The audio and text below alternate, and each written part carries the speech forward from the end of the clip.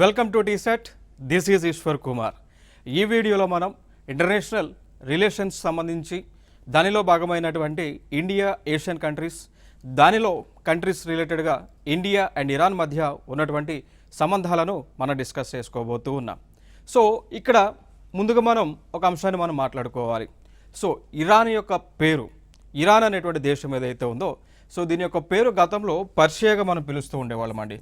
So Persia, so Iran దేశం యొక్క world name so Persia అనేటువంటి పేరుతో పిలుస్తూ ఉండేవాళ్ళం. దాని తర్వాత వారు యొక్క నేమ్ అనేటువంటిది చేంజ్ చేసుకున్నారు. సో పర్షియా కాస్త ఇరాన్గా మారడం జరిగింది.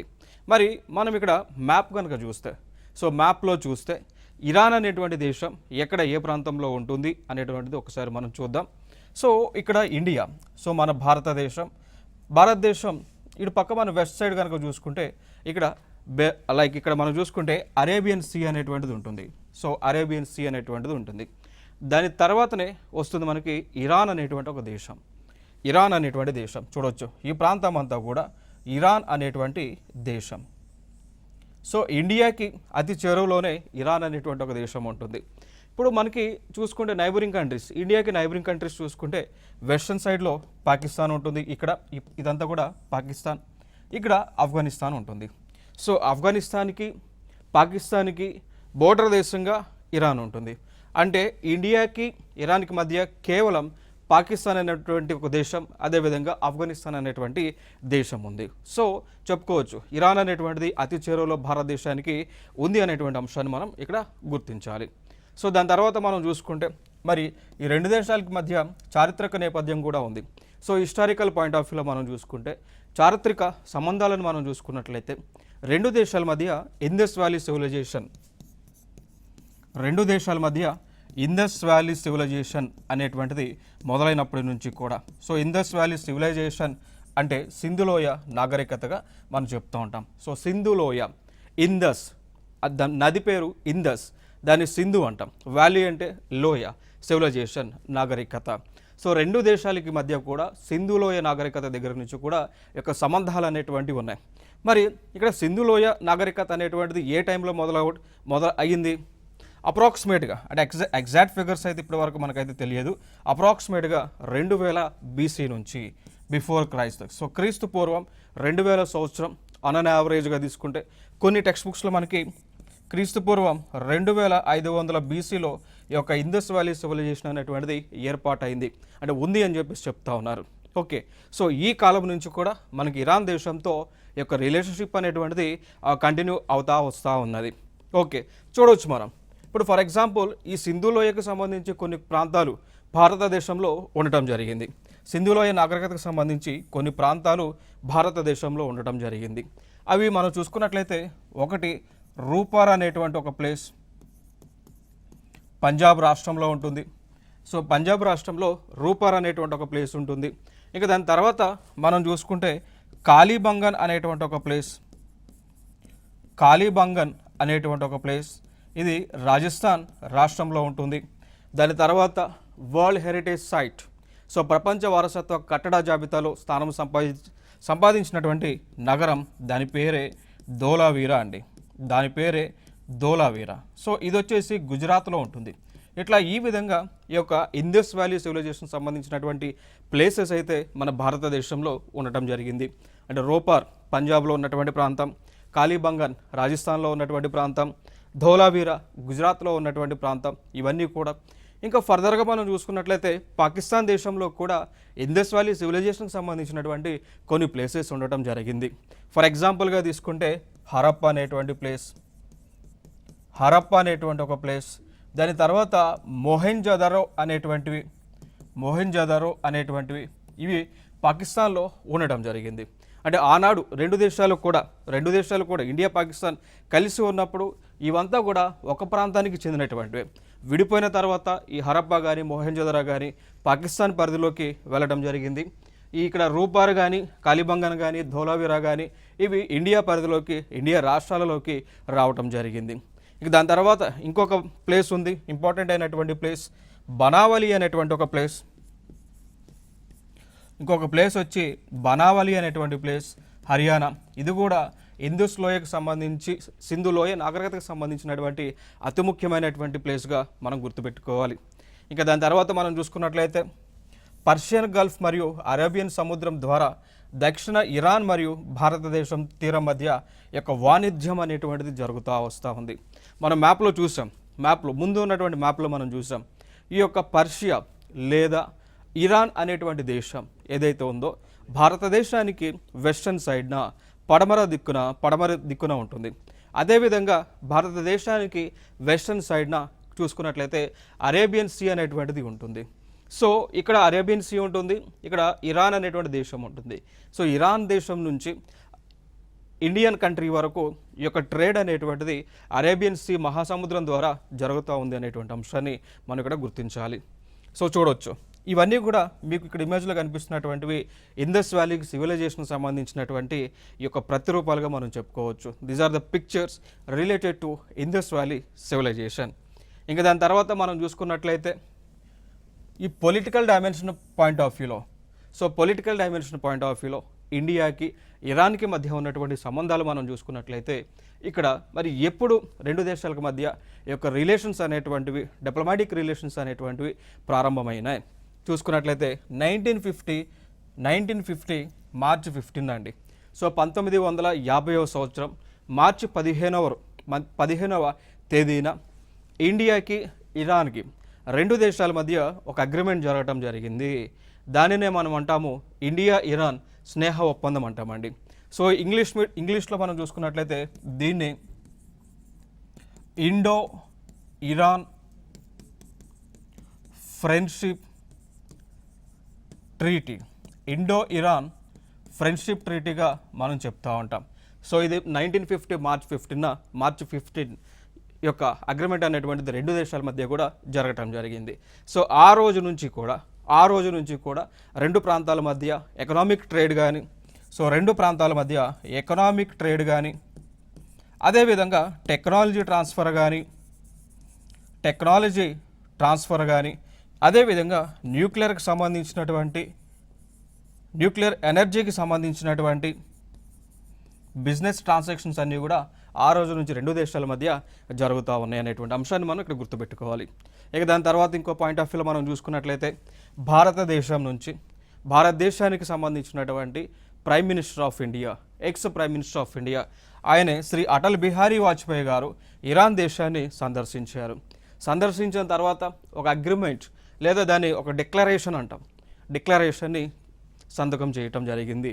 సో మన భారతదేశానికి చెందినటువంటి ఆ టైంలో ప్రైమ్ మినిస్టర్గా ఉన్నటువంటి అటల్ బిహారీ వాజ్పేయి గారు ఇరాన్ దేశాన్ని సందర్శించి అక్కడ ఉన్నటువంటి ఆ దేశం యొక్క అధ్యక్షుడైనటువంటి కతామీ గారిని కలిసి రెండు దేశాలకు ఉపయోగపడే విధంగా ఒక డిక్లరేషన్ అనేటువంటిది చేశారు. సో ఆ డిక్లరేషన్ పేరే టెహరాన్ డిక్లరేషన్ అని పిలుస్తూ ఉంటాం. ఆ డిక్లరేషన్ పేరే టెహరాన్ డిక్లరేషన్ అని పిలుస్తూ ఉంటామండి. సో ఏ రోజున టెహరాన్ డిక్లరేషన్ అనేటువంటిది జరిగింది అనేటువంటిది చాలా ఇంపార్టెంట్. మనకి 2001 ఇయర్లో ఏప్రిల్ 10న టెహరాన్ డిక్లరేషన్ అనేటువంటిది జరిగింది. ఇంకొక అంశం మనం గుర్తుపెట్టుకోవాల్సినటువంటి అంశం, అదేవిధంగా ప్రీవియస్ ఇయర్ క్వశ్చన్స్లో వచ్చినటువంటి అంశం ఏంటి అంటే టెహరాన్ డిక్లరేషన్ అనేటువంటిది ఏ రెండు దేశాల మధ్య జరిగినటువంటి ఒప్పందం అండి. సో ఏ రెండు దేశాల మధ్య?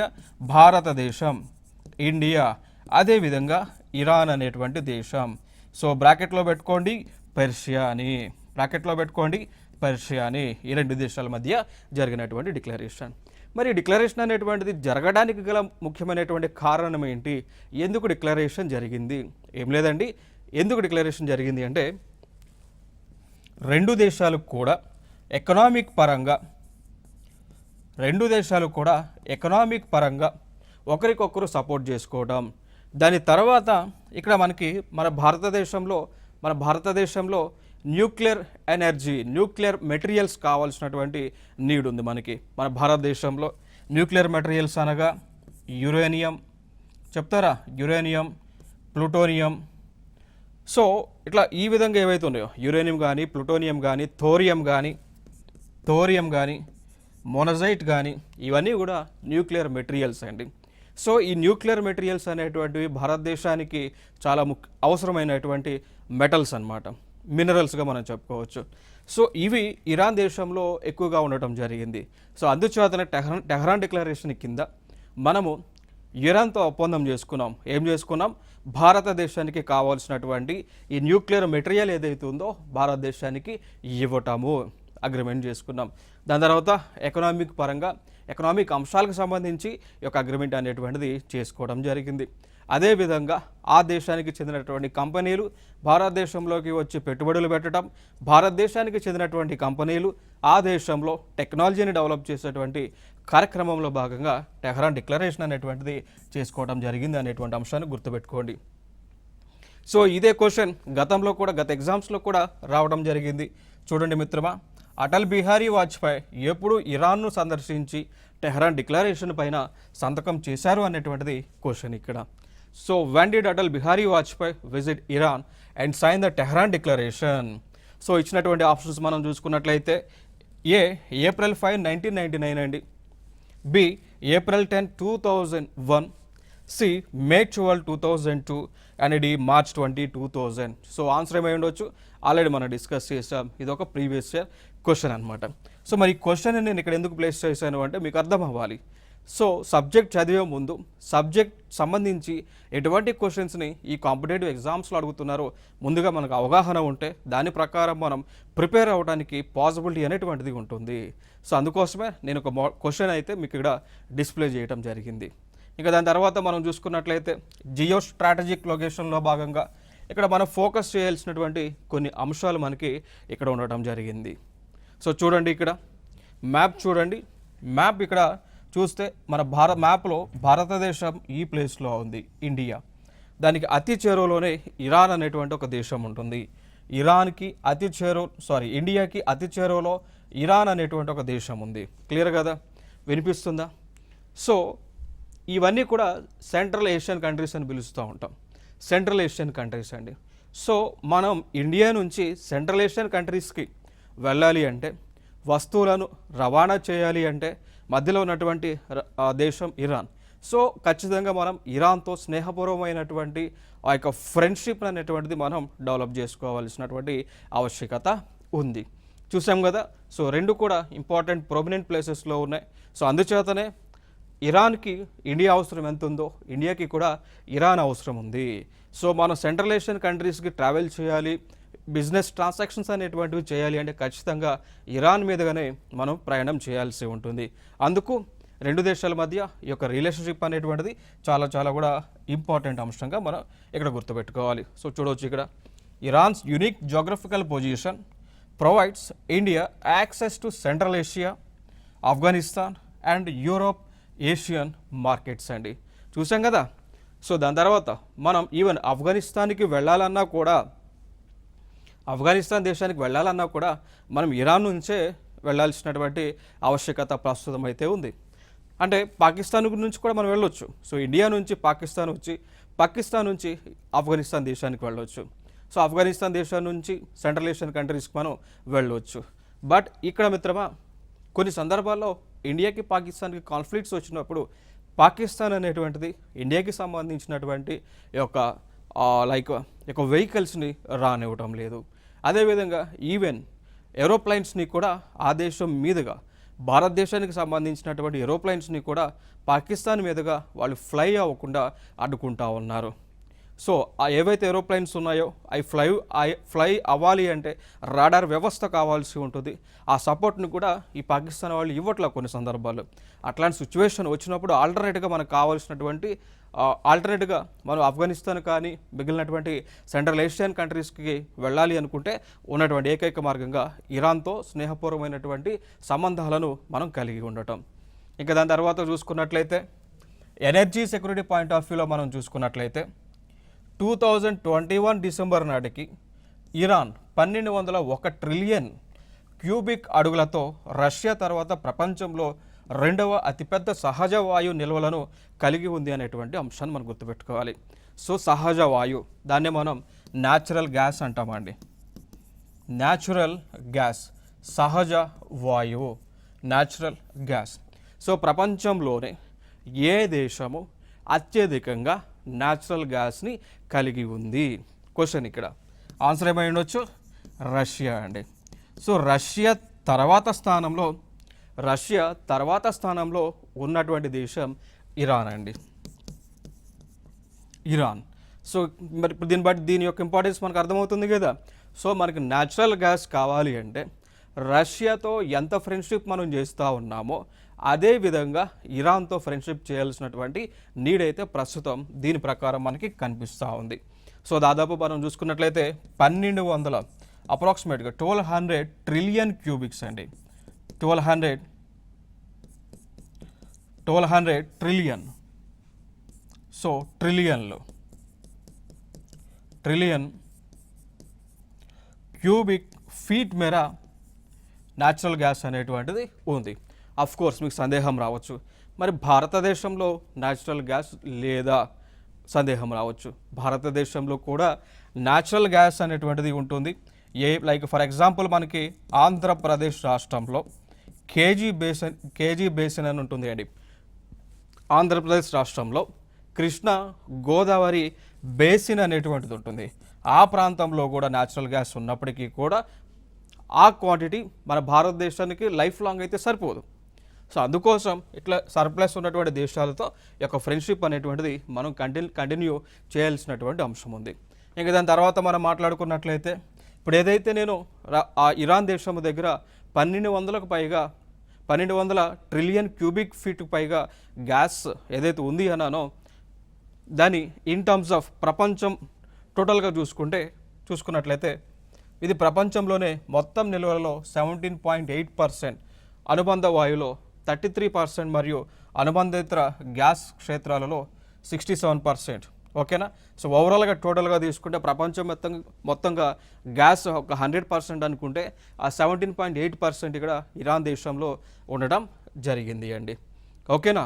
సో దాని తర్వాత ఇరాన్ దేశము క్రూడ్ ఆయిల్లో ఇరాన్ దేశం క్రూడ్ ఆయిల్ కలిగి ఉంది. సో దీని యొక్క ర్యాంక్ మనం చూసుకున్నట్లయితే 4th ర్యాంక్ మనం చెప్పుకోవచ్చు అండి. సో ప్రపంచ దేశాలు టోటల్గా తీసుకుంటే ఇరాన్ యొక్క స్థానము 4వ స్థానం దేనిలో ముడి చౌరు కలిగినటువంటి ర్యాంకింగ్స్లో. ఇక దాని తర్వాత బైలేటరల్ ట్రేడ్ అంటామండి. సో ద్వైపాక్షిక వాణిజ్యం అంటాం. సో 2022లో ఇండియాకి ఇరాన్కి మధ్య బైలేటరల్ ట్రేడ్ అనేటువంటిది $2.5 బిలియన్ మేర జరిగింది. సో 2021తో కంపేర్ చేస్తే 48% అనేటువంటిది ఈ యొక్క ద్వైపాక్షిక వాణిజ్యం అనేటువంటిది పెరిగింది. సో దీన్ని బట్టి మనం ఏం అర్థం చేసుకోవచ్చు అండి, గణనీయంగా ఇండియాకి ఇరాన్కి మధ్య ఇక వ్యాపార ఒప్పందాలు అనేటువంటివి, ఈ వాణిజ్యం అనేటువంటిది పెరుగుతూ వస్తుంది అనేటువంటి అంశాన్ని ఇక్కడ మనం గుర్తుపెట్టుకోవాలి. మరి దాని తర్వాత భారతదేశం నుంచి ఇరాన్ దేశానికి ఎక్కువగా మనం ఏమేమి ఎగుమతులు చేస్తూ ఉన్నాం, భారతదేశం నుంచి ఇరాన్ దేశానికి మనం ఎక్కువగా ఏమి ఎగుమతులు చేస్తూ ఉన్నాం చూసుకున్నట్లయితే, ఒకటి చక్కెర, షుగర్, దాని తర్వాత స్టేపుల్ ఫైబర్స్ అండి. సో మానవ నిర్మిత staple fibres, so artificial staple fibres మనం ఎక్స్పోర్ట్ చేస్తూ ఉన్నాం. ఎలక్ట్రికల్ మిషనరీని ఎక్స్పోర్ట్ చేస్తూ ఉన్నాం. దాని తర్వాత కృత్రిమ ఆభరణాలు అంటే జ్యువెలరీస్. మీకు తెలుసో లేదు, భారతదేశం కాదు ప్రపంచవ్యాప్తంగా జ్యువెలరీస్, బంగారు ఆభరణాలు ఎగుమతి చేసేటువంటి దేశం భారతదేశమే అతి ఎక్కువగా. సో టాప్ ప్లేస్లో బంగారు ఆభరణాలు ఎగుమతి చేస్తున్నటువంటి దేశం భారతదేశం. మీకు సందేహం రావచ్చు, మరి భారతదేశం ఎందుకు అంత మేర గోల్డ్ని దిగుమతి చేసుకుంటుంది అనేటువంటి సందేహం రావచ్చు. ఏం లేదండి, మనము వివిధ దేశాల నుంచి దుబాయ్, గల్ఫ్ లాంటి దేశాల నుంచి బంగారాన్ని మనం దిగుమతి చేసుకుంటున్నాం. సో దిగుమతి చేసుకొని దానిని మనం ఆభరణాల రూపంలో, జ్యువెలరీస్ రూపంలో దానిని మనం మార్చి వాటిని మనం ఎక్స్పోర్ట్ చేస్తూ ఉన్నాం. ఓకేనా. సో ఈ జ్యువెలరీస్ని ఎక్స్పోర్ట్ చేసేటువంటి దేశం హైయెస్ట్ ప్లేస్లో టాప్లో ఉన్నటువంటి దేశమే భారతదేశం. సో ఇవి మనం ఇరాన్కి ఎక్స్పోర్ట్ చేస్తూ ఉన్నాం. ఇక దాని తర్వాత భారతదేశం ఇరాన్ నుంచి దిగుమతి చేసుకున్నటువంటి చూసుకుంటే ఒకటి డ్రై ఫ్రూట్స్ కానీ, కెమికల్స్ కానీ, గ్లాస్వేర్ కానీ. ఓకే. సో ఇవన్నీ కూడా మనం ఆ దేశం నుంచి దిగుమతి చేసుకుంటా ఉన్నాం. ఇంకా దాని తర్వాత మనం చూసుకుంటే ప్రయాణానికి వీసా అవసరం లేదు. సో మనం గనక ఇరాన్ దేశానికి వెళ్ళాలి అంటే, ఇరాన్ దేశానికి మనం విజిట్ చేయాలి అంటే వీసా అవసరం లేదు. ముందుగా వీసా అనేటువంటిది అవసరం లేదు. Visa on arrival. సో ఇక్కడ జస్ట్ మనకి టికెట్, ఆ దేశానికి కావాల్సినటువంటి టికెట్, మన పాస్పోర్ట్ ఉంటే ఇరాన్ దేశానికి వెళ్ళి అక్కడ ఎయిర్పోర్ట్లో వీసా ఆన్ అరైవల్ కింద మనము అక్కడ వీసాని పొందవచ్చు అండి. ముందుగానే వీసా తీసుకోవాల్సినటువంటి అవసరం లేదు. Okay, next so visa free travel అని కూడా మనం చెప్పుకోవచ్చు. నెక్స్ట్ అంశం people to people and cultural ties. So ఇక్కడ ఇండియన్ కల్చరల్ సెంటర్ అనేటువంటిది, so the Indian cultural centre was established in 2013 and renamed as the Swami Vivekananda Cultural Center in 2018 అండి. Okay, so ఇక్కడ మనం ఏం చేసాము, ఇండియన్ కల్చర్ సెంటర్ అనేటువంటిది Iran దేశంలో మనం ఏర్పాటు చేసుకున్నాం. క్లియర్ కదా. సో ఇరాన్ దేశంలో మనము ఇండియన్ కల్చర్ సెంటర్ అనేటువంటిది ఏర్పాటు చేసాం 2013లో. ఇది దాని తర్వాత రీనేమ్ చేసాం, దాని పేరే స్వామి వివేకానంద కల్చరల్ సెంటర్ అండి. Okay, Swami Vivekananda cultural సెంటర్గా rename చేయడం జరిగింది. ఇంకొక అంశం ఏంటి అంటే ఇరాన్ దేశానికి స్వామి వివేకానంద గారికి చాలా సంబంధాలు ఉన్నాయి.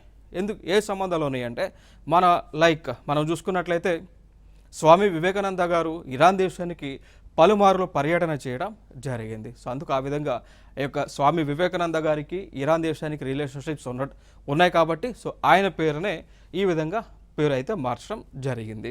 ఇది ఒక అంశంగా మనం మాట్లాడుకోవచ్చు. ఇంకొక అంశం ఫార్సీ అనేటువంటిది ఒక లాంగ్వేజ్. సో ఫార్సీ అనేటువంటిది nothing but Persian language. So Farsi అనేటువంటిది ఒక పర్షియన్ లాంగ్వేజ్. ఓకే, సో ఈ లాంగ్వేజ్ని ఇండియాలో క్లాసికల్ లాంగ్వేజెస్ ఉన్నాయి. సో ఆ క్లాసికల్ లాంగ్వేజెస్లో యాడ్ చేయాలి అనేటువంటి ఒక ప్రపోజల్ని కేంద్ర ప్రభుత్వం ఆలోచన చేస్తూ ఉంది. ఓకేనా. సో ఇరాన్ దేశంతో ఇంకా సంబంధాలు బలోపేతం చేసుకోవడానికి ఇంకోటి మన భారతదేశంలో ఉన్నటువంటి టాటా ఫ్యామిలీ వీరందరూ కూడా జొరాస్ట్రియన్స్కి చెందినటువంటి వారు. సో వీరందరూ కూడా వీరి యొక్క మూలాలన్నీ కూడా పర్షియా దేశంలో ఉన్నటువంటి వారు. ఓకేనా. సో ఈ బిజినెస్ క్లాస్ ఎవరైతే ఉన్నారో, టాటా ఫ్యామిలీ ఎవరైతే ఉన్నారో వీరందరూ కూడా వాళ్ళ యొక్క పూర్వీకులు వాళ్ళందరూ కూడా ఇరాన్ దేశానికి చెందినటువంటి వారు, పర్షియన్ మూలాలు ఉన్నటువంటి వారు అన్నమాట. సో అట్లా ఇంకా రిలేషన్స్ అనేటువంటి డెవలప్ చేయడానికి చేసుకోవడానికి ఈ యొక్క ఫార్సీ అనేటువంటి లాంగ్వేజ్ ఏదైతే ఉందో సో దీన్ని ఇండియాలో క్లాసికల్ లాంగ్వేజ్ హోదా ఇచ్చేటువంటి ఆలోచనలో కేంద్ర ప్రభుత్వం ఆలోచన చేస్తూ ఉంది. ఇంక ఇటీవల మనం చూస్తున్నాం ఆల్రెడీ భారతదేశంలో 6 క్లాసికల్ లాంగ్వేజెస్ ఉన్నాయి. సో ఫర్ ఎగ్జాంపుల్గా తీసుకుంటే భారతదేశంలో ఉన్నటువంటి క్లాసికల్ లాంగ్వేజ్ తెలుగు కానీ, సాంస్క్రిత్ కానీ, ఒడియా కానీ, తమిళ్ కానీ, మలయాళం కానీ, Malayalam and Kannada. So already భారతదేశంలో ఈ లాంగ్వేజెస్కి క్లాసికల్ స్టేటస్ అనేటువంటిది కేంద్ర ప్రభుత్వం ఇవ్వటం జరిగింది. దీనికి అడిషనల్గా ఫార్సీని యాడ్ చేయబోతూ ఉన్నారు. సో క్యాబినెట్ ఆమోదం తెలిపితే ఫార్సీని కూడా క్లాసికల్ లాంగ్వేజ్ కింద యాడ్ చేస్తారండి.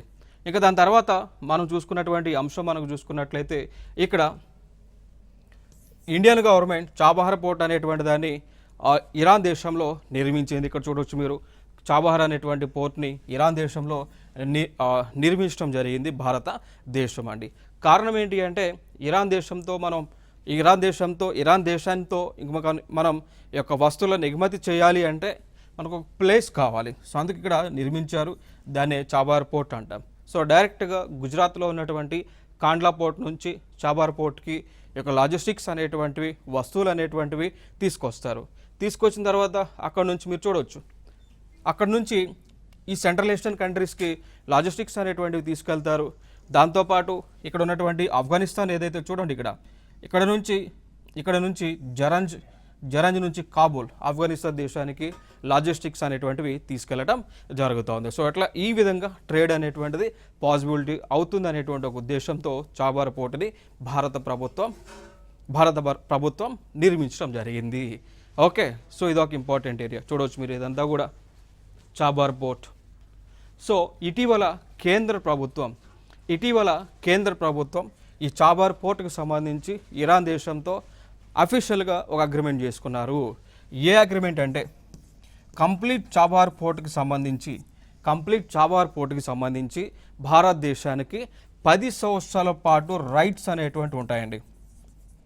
పూర్తి హక్కులు, సర్వ హక్కులు ఉంటాయి. చాబార్ పోర్టు పైన, ఇరాన్ దేశంలో ఉన్నటువంటి చాబార్ పోర్టు పైన భారతదేశానికి 10 సంవత్సరాల పాటు పూర్తి హక్కులు అనేటువంటివి ఉంటాయండి. ఓకేనా? సో ఎందుకంటే భారతదేశం నిర్మించింది కాబట్టి. ఇంకొక అంశం, భారతదేశానికి ప్రస్తుతము కంప్లీట్ అయినటువంటి వాటిలో 2 పోర్టులు భారతదేశం కంట్రోల్లో ఉన్నాయి. ఒకటి ఇక్కడ ఇరాన్లో ఉన్నటువంటి చాబహార్ పోర్ట్, అదేవిధంగా ఇరాన్లో ఉన్నటువంటి ఈ చాబహార్ పోర్ట్ కానీ, అదేవిధంగా మయన్మార్ దేశంలో సెట్వే అనేటువంటి ఒక పోర్ట్ ఉంటుంది. సో ఈ పోర్టు పైన కూడా భారతదేశానికి సంపూర్ణ పూర్తి హక్కులు ఉండటం జరిగింది. దాని తర్వాత మనం చూసుకున్నట్లయితే భారతదేశం చాబార్ పోర్టు నిర్మిస్తే పాకిస్తాన్ దేశంలో చైనా వాళ్ళు గ్వాదార్ అనేటువంటి ఒక పోర్టుని నిర్మించడం జరిగింది. క్లియర్ కదా? ఇవన్నీ కూడా ఇంపార్టెంట్ అయినటువంటి. ఇంకా దాని తర్వాత ఇరాన్ దేశం భారతదేశానికి ఆ దేశంలో ఉన్నటువంటి ఈ యొక్క గ్యాస్ ఫీల్డ్స్ని కూడా కేటాయించారు అండి. సో ఇక్కడ ఇరాన్ దేశంలో ఫర్జత్ బి గ్యాస్ ఫీల్డ్ అనేటువంటిది ఉంటుంది. సో దీనిలో ఒక గ్యాస్ని వెలికి తీసేటువంటి హక్కులను భారతదేశానికి చెందినటువంటి కంపెనీలకు ఇవ్వటం జరిగింది. సో లైక్ ఇండియాకి చెందినటువంటి ఓఎన్జీసీ విదేశ్ అంటాం, oil and natural gas corporation. Okay, so ONGC విదేశ్కు హక్కులను ఇచ్చారు. దాంతోపాటు కొంత హక్కులు ఇరాన్కి కూడా కొంతమేర షేర్ అయితే ఉంటుంది. మ్యాక్సిమం షేర్ అయితే భారతదేశానికి ఈ యొక్క ఫర్జత్ బి గ్యాస్ ఫీల్డ్ పైన ఇవ్వటం జరిగింది. ఓకేనా? సో ఇదొక ఇంపార్టెంట్ అంశం. ఇక దాని తర్వాత INSTC international north south transport కారిడార్ని ఏర్పాటు చేశారు. సో కొన్ని దేశాలు కలిసి, సో చైనా వాళ్ళు ఏదైతే స్ట్రింగ్ ఆఫ్ పర్ల్స్ అనేటువంటిది ఏర్పాటు చేసుకొని ఉన్నారో దానిని కౌంటర్ చేస్తూ చైనాకి వ్యతిరేకంగా, ఓకే, సో దానిని కౌంటర్ చేస్తూ చైనాకి వ్యతిరేకంగా కొన్ని కంట్రీస్ అన్నీ కలిసి ఈ యొక్క international north south transport corridor అనేటువంటి దాన్ని ఏర్పాటు చేసి ఉన్నాయి. మీరు చూడవచ్చు ఇక్కడ ఇండియా నుంచి స్టార్ట్ అవుతుంది. ఇండియా నుంచి మెడిటరేనియన్ సీ మీదుగా, ఈ విధంగా నార్త్ సీ మీదుగా, బాల్టిక్ సీ మీదుగా, సెయింట్ పీటర్బర్గ్ మీదుగా, మాస్కో మీదుగా, ఈ విధంగా ఇరాన్ దేశాన్ని టచ్ చేస్తూ, చాబార్ పోర్ట్ని టచ్ చేస్తూ ఈ విధంగా ఈ యొక్క కారిడార్ అనేటువంటి దాన్ని డెవలప్ చేస్తూ ఉన్నారు. సో ఈ కారిడార్ వల్ల కలిగేటువంటి బెనిఫిట్స్ ఏంటి అంటే దీని మీదుగా రవాణా వ్యవస్థను సాగించవచ్చు. ఈ పాత్ మీదుగా సరుకులను ఒక ప్రాంతం నుంచి ఇంకో ప్రాంతానికి ఎగుమతులు దిగుమతులు అనేటువంటివి చేసుకోవడానికి పాసిబిలిటీ అనేటువంటిది ఉంటా ఉంది. సో దాని తర్వాత ఇంకొక అంశం మనం చూసుకున్నట్లయితే ఈ యొక్క లెంత్ ఇది వచ్చి, ఈ కారిడార్ యొక్క లెంత్ వచ్చేసి 7,200 కిలోమీటర్లు. ఓకే, సో దీని ద్వారా నౌకలు ప్రయాణించవచ్చు, రైలు మార్గం ఉంటుంది, రోడ్డు మార్గం కూడా ఉంటా ఉంది. సో దీన్నే ఈ యొక్క ట్రాన్స్పోర్ట్ కారిడార్ని మల్టీ మోడల్ నెట్వర్క్ కారిడార్గా, మల్టీ మోడల్